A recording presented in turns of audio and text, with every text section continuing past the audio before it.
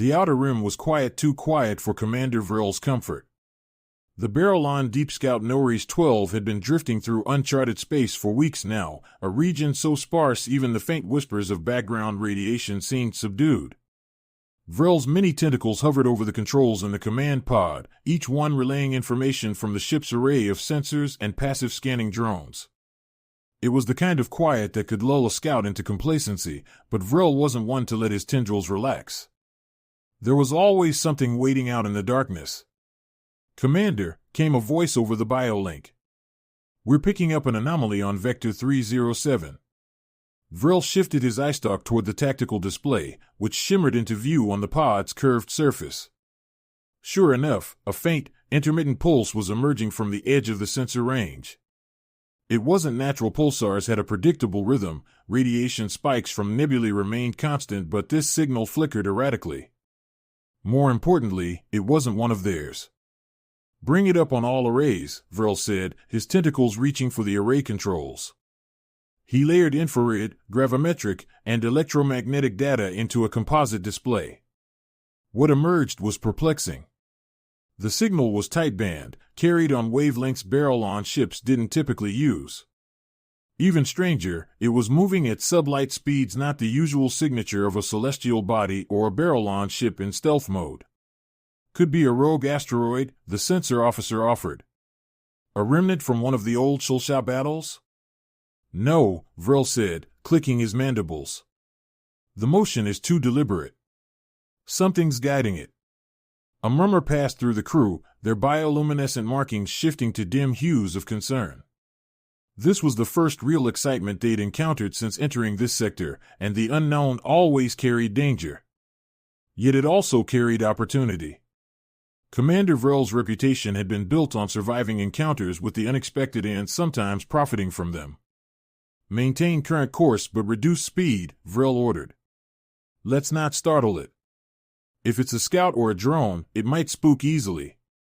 The ship's organic hull responded smoothly, altering its propulsion flow in a way that looked more like a large ocean creature gliding through the depths than a spacecraft in the void. The Norris 12 had been designed to move with stealth and fluidity, traits the Barrelans valued for both combat and exploration. As the ship crept closer, the signal grew stronger, more coherent. It wasn't just a ping, it was a stream, an active broadcast of some kind. The longer they listened, the more it seemed like an attempt at communication. The transmission was complex, repeating in patterns that hinted at a form of intelligence, though the meaning remained beyond their understanding. Vril's science officer, a pale, lanky Barrelon named Kell, gestured at the display. "Commander, this isn't just an anomaly. It's a vessel. I'm seeing a mass reading now. It's definitely artificial." Vril drew his eyestalks closer to the data feed. The profile emerging on their scans was startling. It wasn't organic, like most known vessels in the galactic sectors they charted. It was solid, rigid, bristling with straight lines and angles. Barrelon ships indeed, most spacefaring species vessels used curved surfaces and biological integration. This object looked almost primitive, yet unmistakably deliberate. "Is it armed?" Vril asked. "Can't confirm yet, but there are structures that might be weapon mounts," Kell replied. His tentacle hovered over the sensor controls, ready to initiate a deeper scan. "Should I attempt active probing?" Vril hesitated. Passive scanning had kept them safe so far. An active probe would light them up on the other ship's sensors. If it was friendly, no harm done. If it wasn't, well, he preferred to hold that card close to his chest. "Not yet," Vril said. "I want to see what it does next."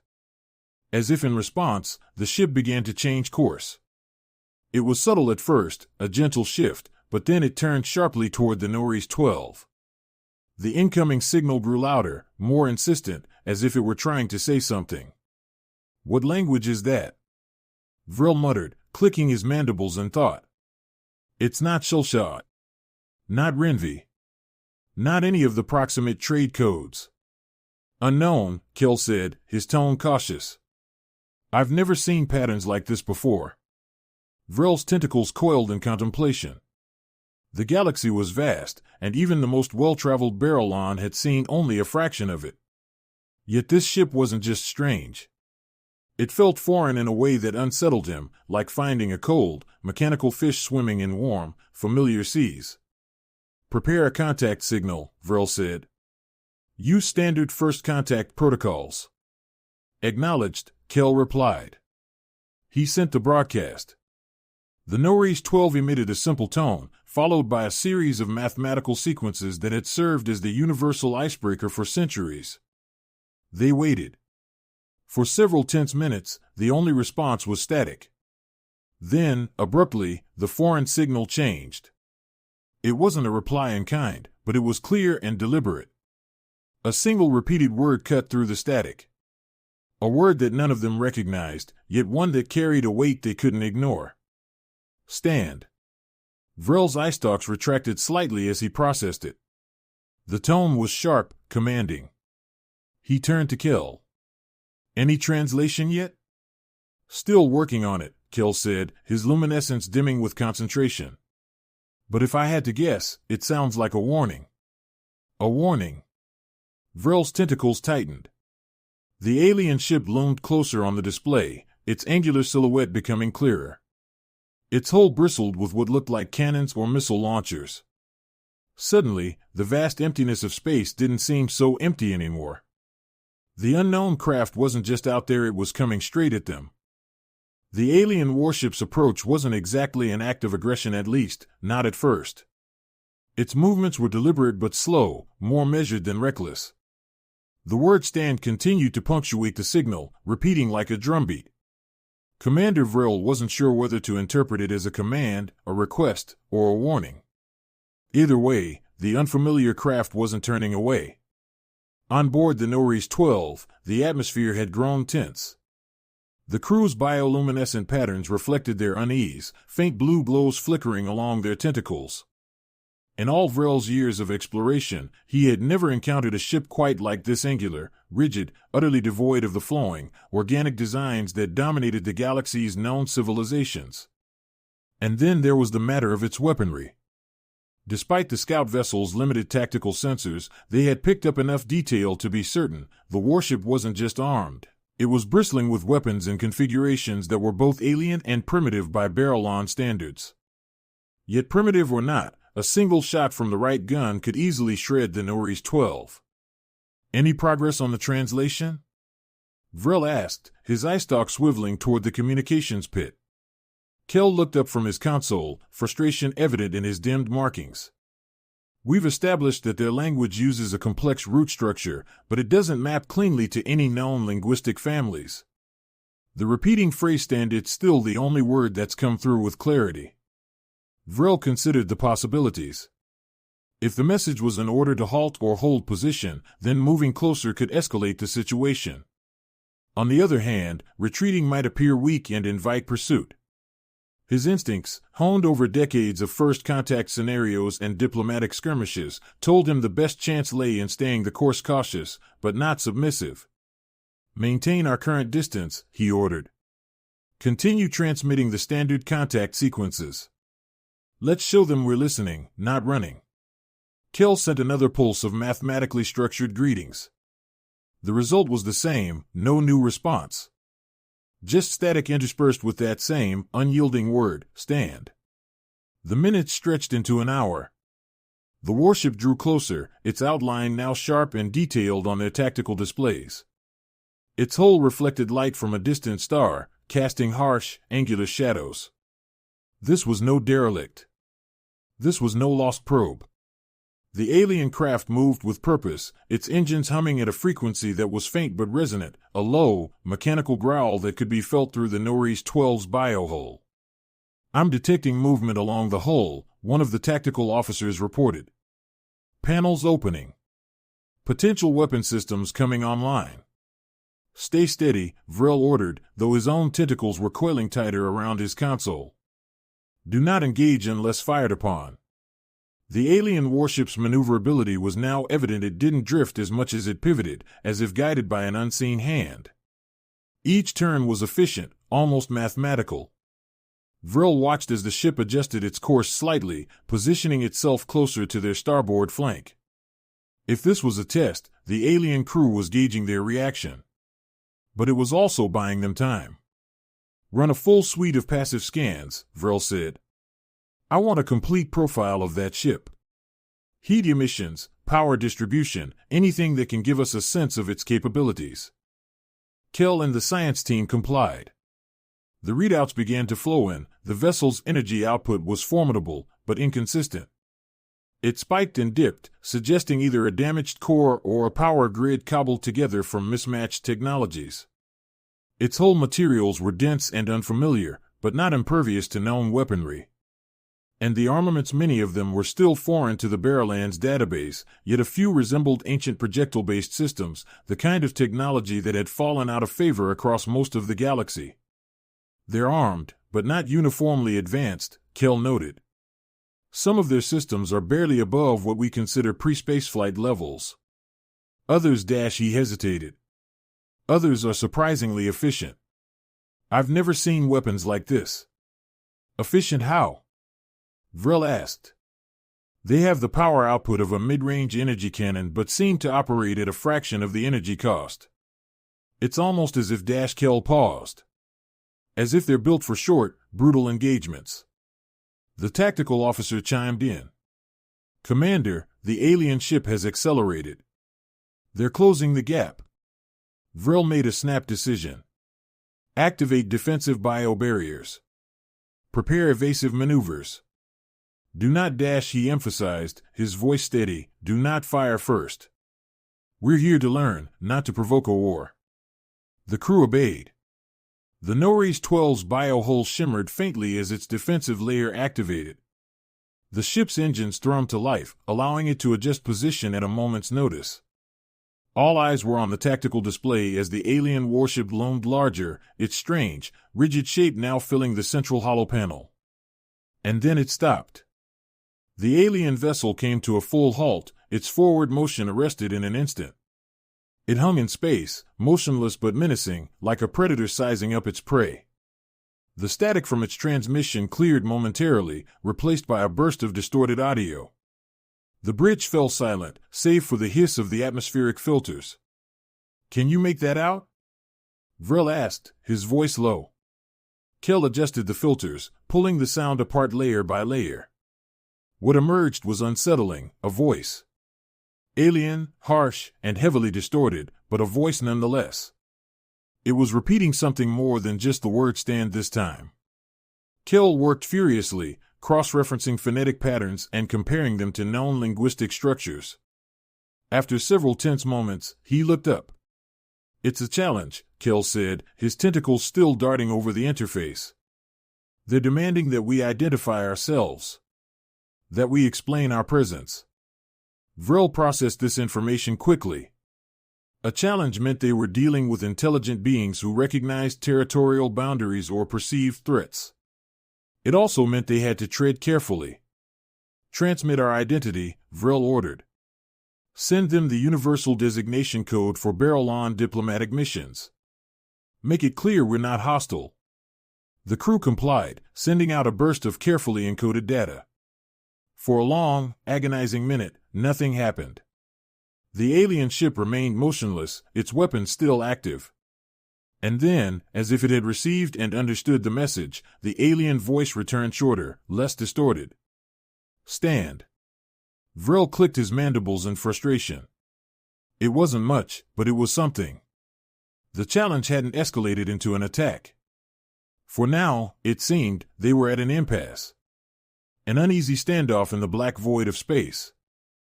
For the Barrowland Deep Scout Norris 12, every second spent in the alien ship's crosshairs felt like a small eternity. As the standoff stretched on, Commander Vril scrutinized the tactical display, his eye stalks darting from one readout to another. The alien vessel hadn't moved for the last hour, but the faint glimmers of energy along its hull signaled readiness, a hunter poised to strike. Then it happened. The first shot was a flash of pale blue, a burst so sudden that even the Norris 12's advanced sensors barely registered it before it hit. A nearby escort frigate, summoned earlier as backup, bore the full force of the blast. Its biohull ruptured, sending tendrils of organic material and debris spiraling into the void. In a matter of seconds, the frigate's glow faded as its energy signature vanished from the scanners. Defensive maneuvers. Now! Vril shouted, his voice sharp with urgency. The Norris 12 jerked into motion, its organic propulsion system flowing like a creature darting through deep waters. In the chaos, Vril's command pod became a blur of activity. Tactical officers coordinated evasive maneuvers, science officers scrambled to analyze the alien weapon's power source, and the comms team broadcast emergency alerts to the approaching Barrelon fleet. More shots followed. The alien warship's weaponry was strange, powerful and devastating, yet inconsistent. One bolt would streak past them, off its mark, while another would tear through the organic shielding of a nearby Barrelon cruiser, leaving the ship dead in space.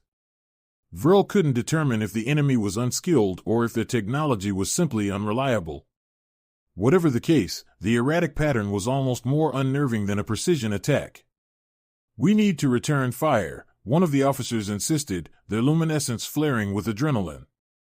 "No," Vril said firmly, even as his tentacles clutched the console in frustration. "Not yet. We have to understand their tactics first. Analyze their movement patterns. Predict their next dash." A second frigate, maneuvering too close, took a direct hit.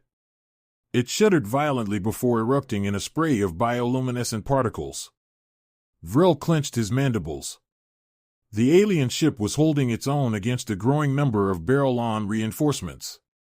Whatever this craft was, it was no accident. Its crew or perhaps its AI had experience in combat, even if its systems were clearly patched together. "Commander, their weapon signature has stabilized," Kell reported. His voice was steady, though his tentacles were a blur over his station. "It appears they've rerouted power from their propulsion system to their main cannon. They're prioritizing offense over mobility." "Then we can outmaneuver them," Vril said. "If they're anchored in place, we have the advantage. Redirect all non-essential power to propulsion and defensive systems. Let's keep them chasing shadows." The Norris 12 surged into motion, darting between wreckage and debris, its biohull adapting and reshaping to minimize its profile. Other Barrelon ships followed suit, forming a loose swarm around the alien vessel. The strategy wasn't to overwhelm it with firepower yet but to confuse it, to make it waste its limited shots. As the battle dragged on, a disturbing realization settled over Vril. For all their cunning, the Barrelon fleet wasn't gaining the upper hand. The alien warship's erratic attacks gradually became more deliberate. It was learning. Each new volley came closer to its target, each miss narrower than the last. "Commander," Kell said quietly, "we need a new approach. At this rate, it will start picking us off one by one." Vril knew Kell was right. The alien ship's unconventional design had thrown off their usual tactics.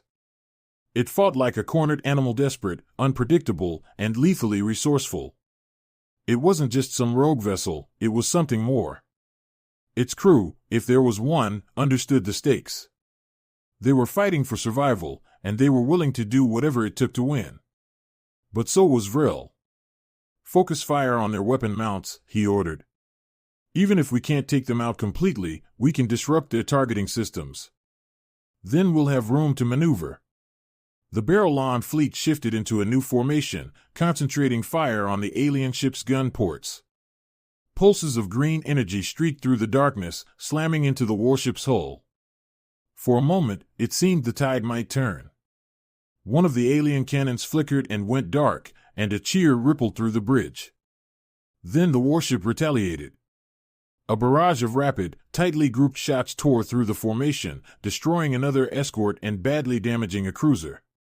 The Norris 12 itself shuddered as a near-miss sent shockwaves through its biostructure. The alien vessel's firepower wasn't just impressive, it was relentless. And yet, its movements suggested it wasn't a fleet flagship or a military juggernaut. This was something else. As the Barrelans regrouped, Vril's mind raced. They needed to know what they were up against, and they needed to know now. This was more than just a battle, it was a first contact scenario that had gone horribly wrong. Every move the alien ship made, every shot it fired, told a story. But they had to decipher that story before it was too late. Kel, redirect all available resources to decoding their transmissions, Vril said. Ignore the static. Focus on the structure. There has to be more to their message than a single word. As the battle raged on, the alien warship held its ground, its weapons blazing, its origin still a mystery. For every Barrel-on ship it disabled, Vril's determination grew. This encounter wasn't just a skirmish. It was a confrontation with the unknown, and the outcome would change the course of their journey if they survived long enough to make sense of it. The Norris 12 shook violently as another near-miss rattled its biohull. Over the din of strange structural groans, Commander Vril shouted, "Kel, what's the status of that translation?"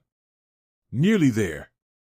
Kel's tentacles flew over the console, refining data streams and cross-referencing phonetic fragments against ancient lexicons. Their language isn't entirely unique. There are traces of an older, foundational trade code buried in the patterns. If we can identify the base structure, we can decode the rest. Vril nodded, his eye stalk swiveling to the tactical display. The alien warship had taken heavy damage. One of its primary weapons was dark, and several of its hull plates glowed faintly, likely from internal fires or reactor leaks. But it wasn't retreating. Instead, it continued to fire sporadically, each shot more calculated than the last. This wasn't a mindless automaton, it was something fighting tooth and tendril to survive. "Keep working," Vril said. "We need to understand what they're trying to tell us." Outside, the Barrel-on fleet circled the alien craft at a wary distance. Despite their numbers, they hadn't closed in for the kill. Vril had ordered them to hold off not out of mercy, but out of caution. He could feel it in his core, this ship wasn't just another anomaly. It was a messenger of something larger, something older. A crackle of audio broke through the noise on the bridge. The alien voice, harsh and strained, came again. This time, it was more than just a single word. Kel's console flashed, and he let out a sudden, excited click. "I've got it. The message, it's clearer now. It's a distress signal." "Distress?" Vril clicked his mandibles. "They've been shooting at us this whole time, and now they're asking for help?" "Not exactly," Kel said. "It's more complicated than that. They're survivors. Their ship is some kind of salvage operation, pieced together from old warship components. They've been wandering the edge of known space, scavenging whatever they can to stay alive. But they've also been under attack apparently by other forces we haven't seen. When they encountered us, they assumed we were another hostile fleet." Vril absorbed this information, his tentacles tightening around his command console. The battle was a miscommunication, a defensive response from a desperate crew. Yet it wasn't as simple as a misunderstanding. The alien ship's erratic behavior, its piecemeal technology, and its willingness to fight despite overwhelming odds, it all painted a picture of a people pushed to their limits. They weren't just any species. They were human. "Humans," Vril said quietly. The name was a relic, a whispered legend among Barrel-on scholars. Humans were supposed to have vanished from this sector long ago, scattered or destroyed in their own internal conflicts. Yet here one was armed, battered, and still fighting. "Commander," Kel said, his tone shifting. "There's more. The distress signal isn't just a plea. It's a warning. They've encountered something else out here, something they barely survived. They're telling us to turn back." Vril's eye stalks retracted slightly in contemplation. The implication was troubling. If this battered warship had been fleeing something, then whatever lay ahead might be far more dangerous than a desperate human crew. But the message also suggested a chance, however slim, for dialogue. "Open a channel," Vril ordered. "Broadcast our intentions again. Tell them we understand, that we mean no harm, and that we're willing to listen." The Norris 12 sent out another burst of mathematical tones, followed by a message translated into the best approximation of the human's language. This time, the response was immediate. The alien ship powered down its remaining weapons, the brilliant flashes of its cannons fading into silence. The bridge of the Norris 12 grew quiet as everyone waited for what would come next. When the reply arrived, it was clearer than before. The human's voice, though still distorted, carried a note of urgency. We are survivors. You attack. We defend. No harm. If no threat. A ripple of relief passed through the bridge. The human ship wasn't looking for a fight, it was simply fighting to exist. Vril gestured for Kel to respond, crafting a careful reply. We are Barrowlands, the message began. We misinterpreted your actions. We will not attack if you do not. Let us talk. There was a pause. Then, the human voice returned, calmer now. Talk. Yes. Talk. First. Understand. Vril exhaled deeply, his tension easing for the first time since the encounter began. The standoff was over. It would take time, days, weeks, perhaps months to fully understand these humans, to learn their story and the story of what drove them here. But Vril knew one thing for certain, the galaxy was no longer the quiet, familiar place it had seemed. In the face of an old legend come to life, and the specter of something darker looming ahead, a new chapter of exploration was just beginning.